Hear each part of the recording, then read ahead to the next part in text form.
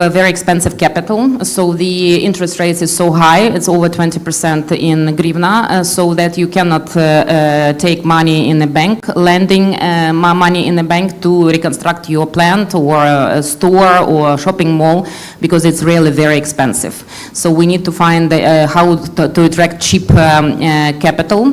And also, third, I would say it's we need to prepare on a legislation level as on a practical level tools and projects. Tools to invest like PPP, private-public partnership, or concessions, or any other kind of clear and straightforward legislation to attract investments and to prepare projects to attract investments. And last and not least, as you know, we signed, Ukraine and the US signed a deal, mineral deal, and with this mineral deal ratified by the parliament, actually most of the so reconstruction should go through this investment, Ukraine-US investment fund. So we need to harmonize other agreements with this agreement, because this agreement is very broad and it's concerning not only extraction of minerals or investment into the minerals, gas and natural resources from US side, but also it covers the part of reconstruction and rebuilding. And the other deals and the other insurances and the other PPP tools should be harmonized with this agreement, so it will not, so to say, compete, but complement each other. Great, thank you very much. So now let us ask the question to the banking sector representative. So we learn how banking sector perceives the situation and where are the money. Okay, it is also quite important question. First, I would like to approach Mr. Bogdan ZAWADEWICZ. I have two kinds of questions. So first, if you could briefly tell us what do Polish institutions, including your institution, Development Bank BGK, do in order to facilitate the process of reconstruction of Ukraine? Are there any specific ideas and instruments that were worked out in Poland? And the second question, I don't want all the panel to be very nice and to talk how smoothly everything goes. So if you could be, Bogdan, a bit critical about what we see from the for instance, let us take a Ukraine facility instrument, and I would be really eager to learn your banking sector critical perspective about the system. So over to you. So good afternoon, everyone. Thank you, Adam, for those questions. So as you said, my role in the bank is to provide my colleagues from the business units with the realistic picture of the situation, in this case in Ukraine. So therefore, I'm usually quite a bit more critical and realistic with our views or opinions on the processes that are taking place in the country. Of course, okay, so this is the very important remark, and now I will start with the second question. So with the diagnosis of the current situation in Ukraine, there's a lot of talks on the so-called reconstruction. So I will start with the deconstruction of the prevailing dominant myths related to the so-called rebuilding or reconstructing Ukraine. I'm personally fighting a crusade against the use of terms, reconstruction or rebuilding. So the whole story, the whole narrative, the prevailing narrative is based on three myths or three questionable or problematic assumptions. The first assumption says that Ukraine will win this war and will regain the full control over the occupied territories. Of course, we wish Ukraine to win the war, to regain their territories. However, given the existing circumstances, those territories most likely will not be, it's also a matter of the political processes, but it's a difficult challenge and question. So those territories most likely or partly will not be reintegrated to Ukraine. I'm saying that because whenever we speak about damages, the reconstruction, rebuilding, think about physical damages. If you apply geographical criteria, then you see that most of the damages, physical damages, are either in the territories which are currently occupied by Russia, or they're in the frontline regions, meaning there won't be any investment processes aimed at reconstruction in a foreseeable future. And this actually changes our perspective. It shifts the perspective from the so-called reconstruction towards modernization, because modernization refers to what we call the needs, the Ukraine's needs. It also actually helps us to come up with the more tangible solutions, more smart solutions that and the instruments that could be implemented, already could be implemented. So this is the first myth. The second myth says that Ukraine is capable to fight the corruption, establish the rule of law, and build up strong, efficient institutions basically overnight. So, sorry for saying that, but this is impossible, even in the country which wouldn't be at war, expecting from the country, in case of Ukraine, with the limited resources, where actually most of the state resources are aimed at fighting, at defending its land, its territories, it's hard to expect from under such conditions or circumstances that the country will be progressing fast with the reforms. Of course, because it's not a matter of voting reforms in the parliament. It's a matter of law enforcement. And for this, you need strong state resources, human and institutional. The third assumption says that Ukraine is a country of the great economic potential. It's partly true. Of course, there are sectors where Ukraine maintains high competitiveness, such as, for instance, agriculture or services, such as IT, for instance, or transportation. However, in general, we have to be aware that the whole macroeconomic stability of the country relies on the external financing. So Ukraine is heavily dependent on external financing, and this external financing will stay with us, will be needed for the country for many years after the war is over. And this, unfortunately, has a negative impact in general on the economy, on the Ukrainian economy, because this creates several different economic imbalances. So we have these three assumptions, and now I'll get to the. So this is more or less the diagnosis. So now I get back to the first question. How we see the things. Well, we have our involvement in Ukraine is of a twofold character as a development institution. On one hand, we are expected to provide so-called concessional money to the EU-based companies to access Ukraine market. It's mostly aimed for the FDIs. So the flow of EU capital into Ukraine is perceived also as a transformative factor, right? Our second role is to provide cheap, affordable lending to the Ukraine economy, because it is Ukrainian economy and Ukrainian business entities which are struggling to survive. This group also includes the municipal sector. So we was the Ukraine facility that has been mentioned a couple of times. There's a Pillar 2, Polish Development Bank, BGK, is the only Polish institution that is so-called EU pillar assessed, meaning that we have access to the second pillar.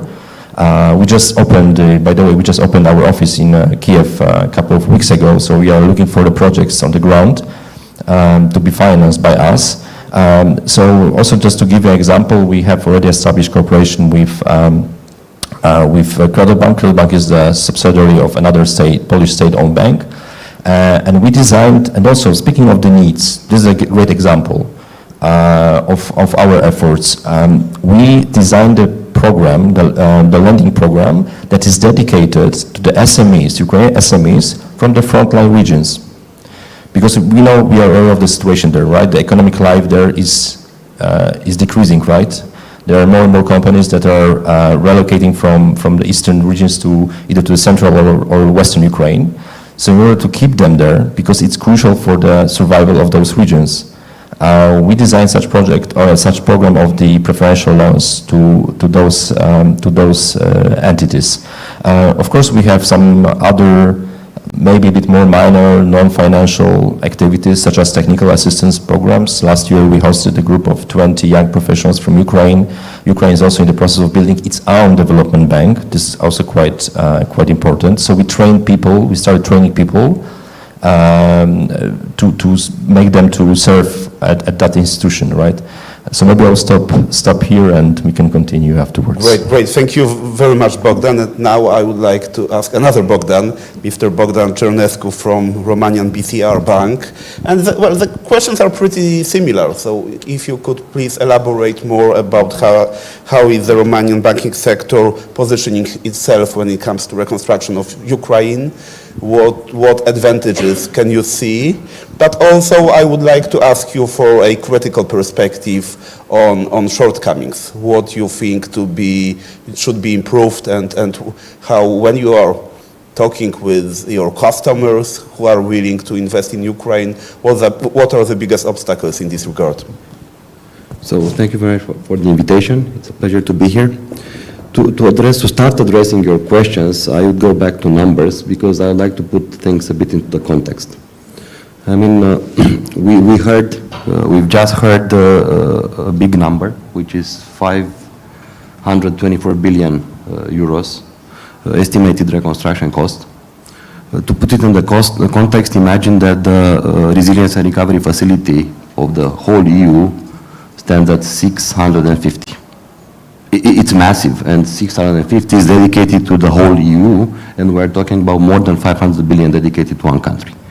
That's a massive financial, logistic undertaking, and I think rebuilding or reconstructing is going to be the challenge of our generation.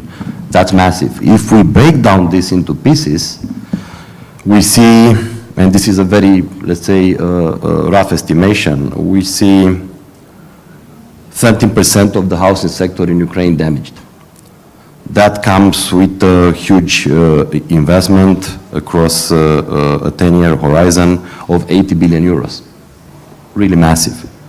We are talking about 65 billion that should be invested in energy and extractives.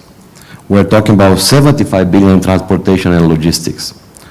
We're talking of 60 billion in commerce and industry. So that's a massive undertaking, and this effort amounts the threefold of the country's actual GDP.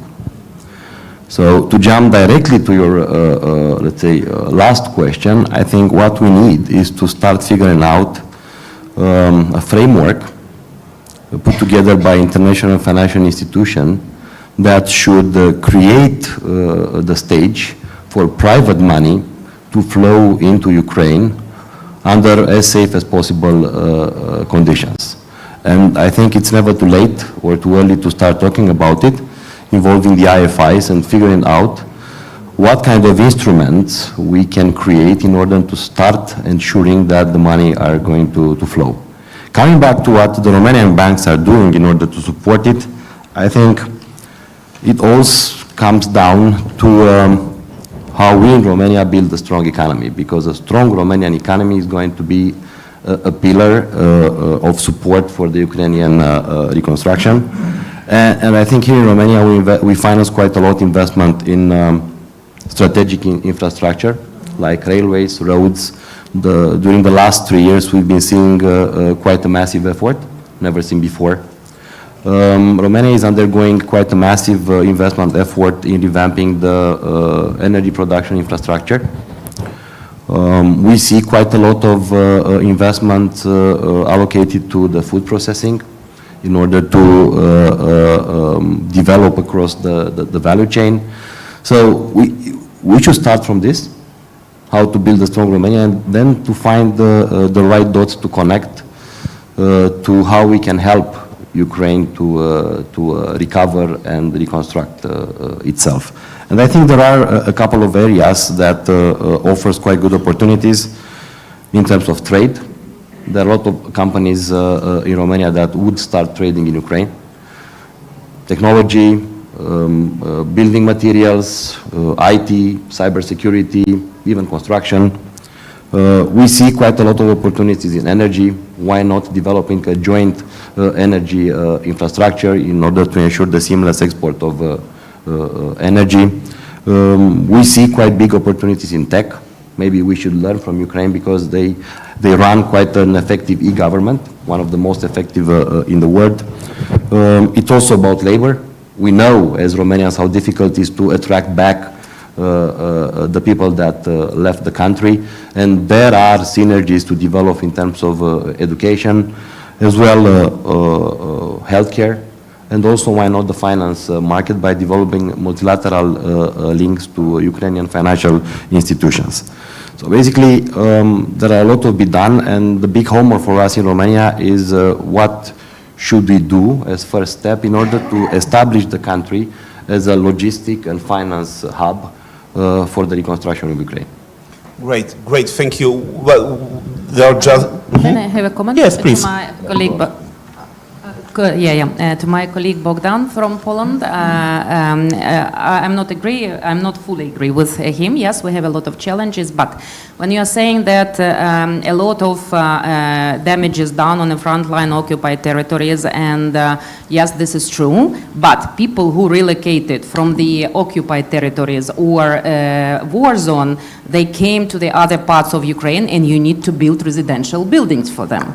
Relocated companies from eastern or southern Ukraine to western Ukraine also need financing, etc., etc. So this is not about that. I mean, you have to start when you deoccupied your territories. We need reconstruction already, and we clearly understand that with all my concerns, Russia will not occupy Ukraine fully. It's almost impossible. They can go back and forth. They can take 3 villages. We can take 3 villages, but mostly it's the front line we have. So I mean, there are a lot of projects, there are a lot of needs, despite occupied territories and war zone. Okay, Bogdan, you will get, okay, just one sentence and we will get back to the topic later. Okay? Very quick question. It was actually, I didn't mention that before, what actually we argue that the financing is least of our problems. So basically we either look at the Ukraine's absorption capacities, and all the problems that have been mentioned actually refer to these absorption capacities, that they are very limited, and they will be limited for many years ahead. And this is actually our biggest concern. Also in terms of projects, investment projects, we've been extensively looking for projects, all DFIs. I mean, it's not just BGK, but it's KfW and other banking institutions.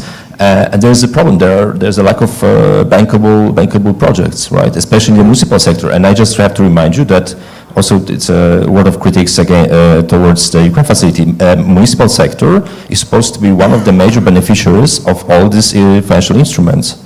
But because of all these problems we just described in brief, that might not be the case, unfortunately. So. Okay, great. All is clear now. You know, we just have 15 minutes, so if there are 1 or 2 or 3 questions, we can take them. Yes, please. Use mic. My name is Michael McClausik, recently retired from 42 years serving the United States government. In that time, I had modest involvement with reconstruction efforts in Haiti, in Sierra Leone, in Iraq, and Afghanistan. In each of those cases, the reconstruction effort was massively derailed and subverted by the inability to impose the rule of law, both in a traditional sense and also in the sense of excluding or immunizing the country against global transnational organized crime. When you talk about $500 billion investment in Ukraine, I wonder if enough consideration is being given to how to inoculate the country from becoming a black hole of transnational organized crime and to traditional policing in the country.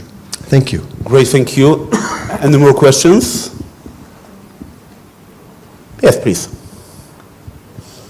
Peter Watkins from the UK. Thank you very much for the presentations. I mean, you obviously focused very much on reconstruction, but, you know, sadly, when you look at what's going on with the so-called negotiations, the opportunity for that may not come immediately. And I wondered if you could say a bit more about what we could be doing collectively to support Ukraine's economy at the moment, to find opportunities for businesses to sell, export, etc., etc. I'm not sure enough focus is on keeping the economy going as it is. We seem to be focusing too much on reconstruction. Great, thank you. One more? Okay, if no one is willing, so I will take the opportunity.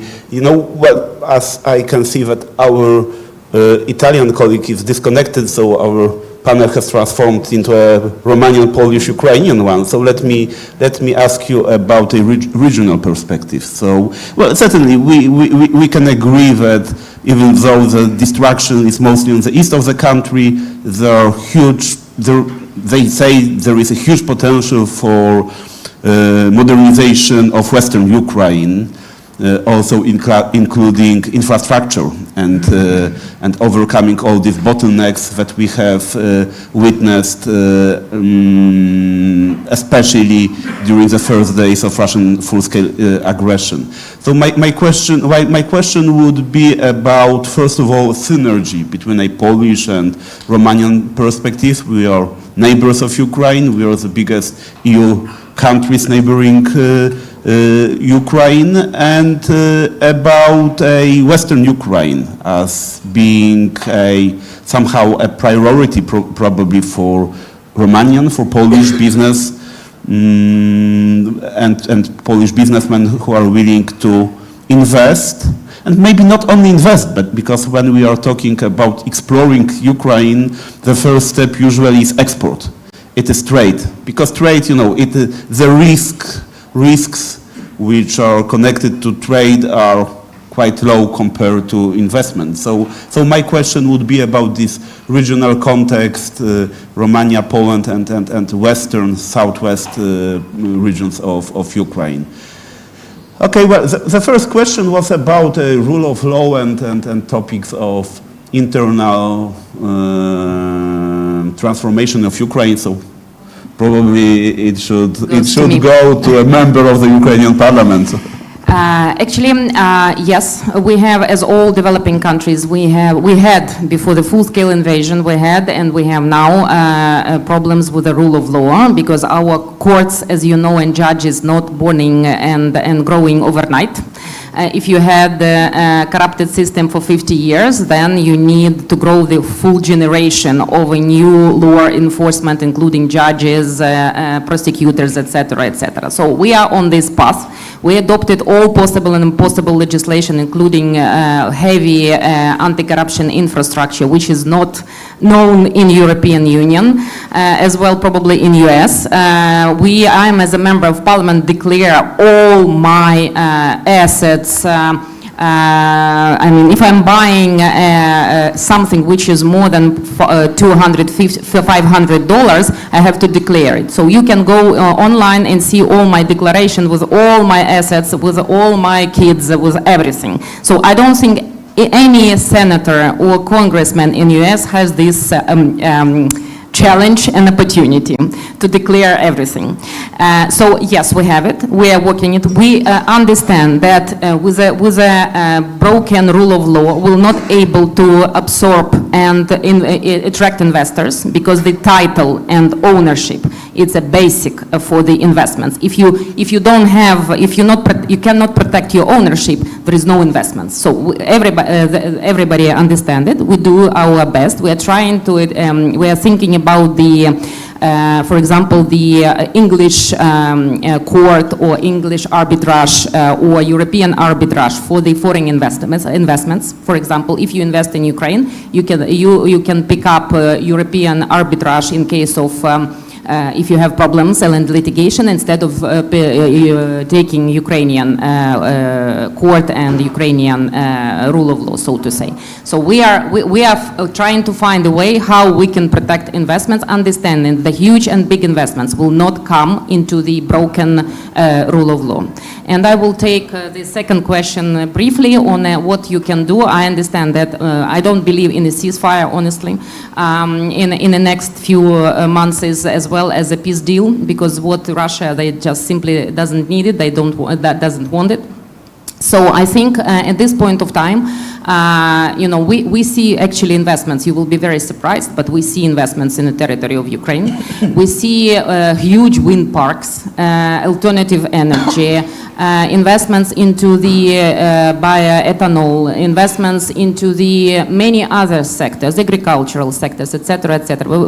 Before 2022, we've done huge land reform, so you can own land now, agricultural land, not in a huge amounts, by 10,000 hectares, but this is the average size probably of a European farm company, agricultural company, etc., etc. So we are, unfortunately, we're not advertising all our benefits in a proper way. That's, I have to admit. We are not delivering it to you, but still, with the even war going on, there are a lot of projects that could be bankable, as well as could be interesting for investments, particularly distributed energy system, because the Russians actually damaged more than 80% of energy system of Ukraine. So they killed Soviet type of energy system, and now we are building it back better and distributed so they cannot hit it.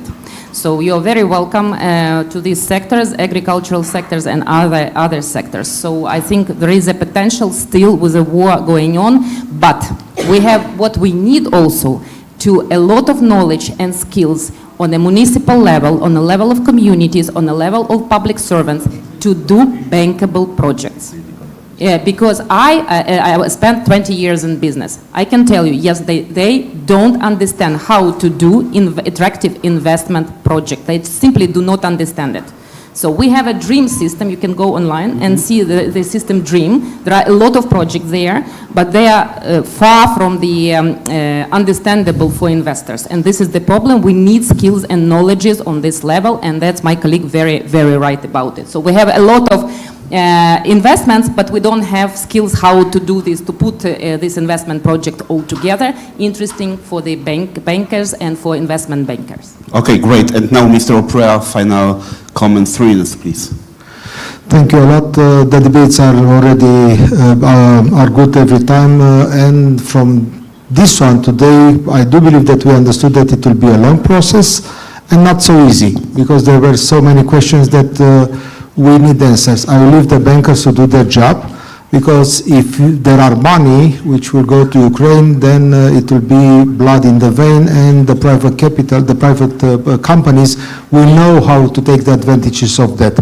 But for sure that we have to be prepared for that, and Romania is doing this. And in the room there are a lot of Romanian top energy specialists, and I was just remembering that we managed to synchronize the networks, and we managed to sustain also the Ukrainian economy also with energy from Romania. And Romania is investing a lot in energy, and probably it will be one of the things that Romania can do in order to support also Ukraine, bring in energy in the moment when the economy will grow again, because they will need more energy for sure.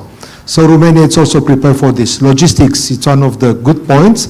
And we are trying to be not just with railway, ports, infrastructure, but also with raw materials in construction and other things that Romanian companies which are doing this in this moment in Romania, building motorways, for sure that in a very short period of time they will have to be and to work somewhere. They know how to work with other companies, Italian, Austrian, whatsoever, yeah? Different partners, so we can be together also there.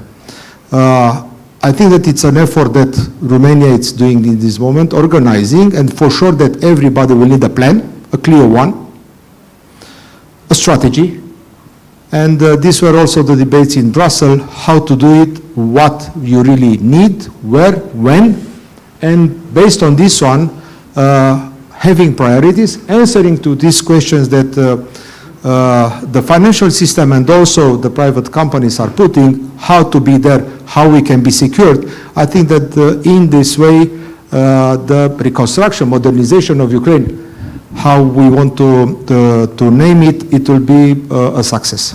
Great, thank you. Mr. Bogdan CERNESCU. So, again, building up on what Minister OPREA said, we do have the opportunity to be a logistic and finance hub for Ukraine. Romanian banks do finance Romanian companies willing to expand abroad. And I think the quick question remains, and the main challenge is how to turn this reconstruction effort into something that builds long-term competitiveness of the CE companies across Europe and the world. Great, thank you. And Bogdan ZAWADEWICZ. Just one example of the possible cooperation, defense sector.